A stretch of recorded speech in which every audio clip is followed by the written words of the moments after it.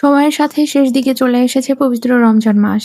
পার হয়ে গেছে ২৭ রোজা। এরই মধ্যে কৌতূহল জেগেছে ঈদ উল ফিতর নিয়ে। প্রশ্ন উঠেছে ঈদ কবে? এছাড়া এবছরে ৩০ রোজা হবে নাকি ২৯টা? এ বিষয়ে প্রশ্নের অন্ত নেই। এমন সময় জানা গেল ঈদের সম্ভাব্য তারিখ। মধ্যপ্রাচ্যের আরব দেশগুলোতে এবছর কবে পবিত্র ঈদ উল ফিতর পালিত হচ্ছে সেটির সম্ভাব্য তারিখ জানিয়েছে আমিরাতের জ্যোতির্বিদ্যা সোসাইটির চেয়ারম্যান ইব্রাহিম আল জারওয়ান। তিনি বলেন, এবছর আরব বিশ্বের রমজান মাস ৩০ দিন পূর্ণ করবে। শাওয়াল মাসের প্রথম দিন হতে পারে ২০ মার্চ, অর্থাৎ আগামী ২০ মার্চ শুক্রবারে সৌদি আরব, আমিরাত, কাতার ওই অঞ্চলের বেশিরভাগ দেশে ঈদ হওয়ার সম্ভাবনা বেশি। ২৯তম রমজানে চাঁদ দেখার সম্ভাবনার ব্যাপারে ইব্রাহিম আল জারওয়ান বলেছেন, আগামী বুধবার ২৯তম রমজান আরব দেশগুলোর আকাশে কোনো অর্ধচন্দ্র থাকবে না। এদিকে সাধারণত সৌদি আরব সহ মধ্যপ্রাচ্যের দেশগুলোতে একদিন পরেই বাংলাদেশের চাঁদ দেখা যাবে সাপেক্ষে ঈদ পালিত হয়। সেই হিসেবে ২০ মার্চ মধ্যপ্রাচ্যের দেশগুলোতে ঈদ পালন করা হয়। তবে আগামী ২১শে মার্চ বাংলাদেশে পালিত হতে পারে ঈদ উল ফিতর।